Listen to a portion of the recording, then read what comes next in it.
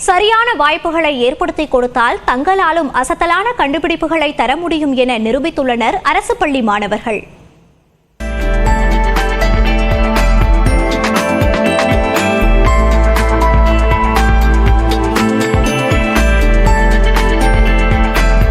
தனியார் பள்ளி மாணவர்களுக்கு நிகராக அரசு பள்ளி மாணவர்களும் புத்தாக்க கண்டுபிடிப்புகளை மேற்கொள்ளும் வகையில் 2022ஆம் ஆண்டு தமிழ்நாடு அரசு வானவில் மன்றத்தை தொடங்கியது. மாநிலம் முழுவதிலும் உள்ள 13,000 அரசு பள்ளிகளில் இத்திட்டம் செயல்படுத்தப்பட்டு வரும் நிலையில் மாணவர்களின் புதிய கண்டுபிடிப்புகளை ஊக்குவிக்கும் வகையில் கோட்டூர்புரம் அண்ணா நூற்றாண்டு நூலகத்தில் கண்காட்சி நடைபெற்றது.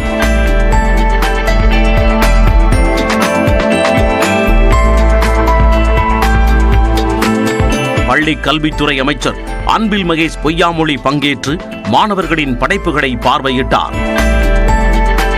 காணும் இடமெங்கும் நெகிழி நிறைந்திருக்கும் நிலையில் பீட்ரூட்டில் இருந்து பயோ பிளாஸ்டிக்கை உருவாக்கியுள்ளார் வாலாஜாப்பேட்டையைச் சேர்ந்த 6ஆம் வகுப்பு மாணவி தேஜஸ்வி.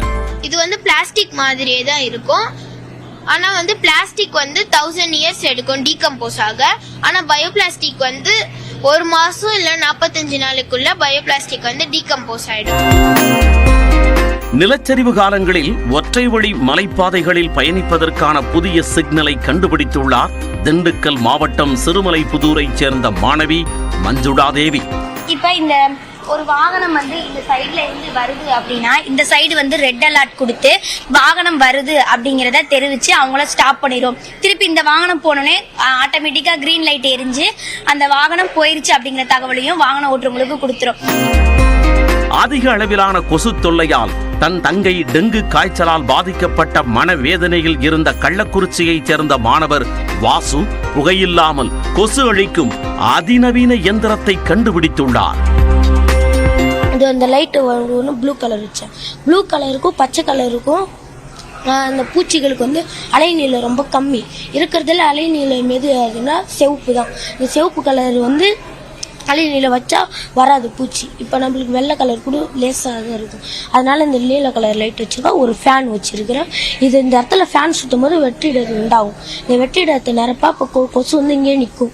லைட் இருக்கு அப்படின்னு நிற்கும். அப்போ இந்த வெற்றிடத்தை நிரப்பத்துக்கு காற்று வெளியிருந்து வரும்போது உள்ள அடிச்சுக்கிட்டு போயிடும். இந்த கண்காட்சியில் வெற்றி பெற்ற 25 மாணவ மாணவிகளை பள்ளி கல்வித்துறை சார்பில் கல்வி சுற்றுலா அழைத்துச் செல்ல திட்டமிட்டுள்ளது தமிழ்நாடு அரசு. மாணவர்களின் மத்தியில் உதிக்கும் இது போன்ற அறிவியல் கண்டுபிடிப்புகள் எதிர்காலத்தில் நம் வாழ்க்கையின் ஆதாரமாகவும் நம்பிக்கையாகவும் உருவாகின்றன. எனவே இது போன்ற அறிவியல் கண்டுபிடிப்புகளை ஊக்குவிப்பது அரசின் கடமையே. நியூஸ் 18 தமிழ்நாடு செய்திகளுக்காக ஒளிப்பதிவாளர் விக்னேஷுடன் செய்தியாளர் லிபிகா பழனிவேல்.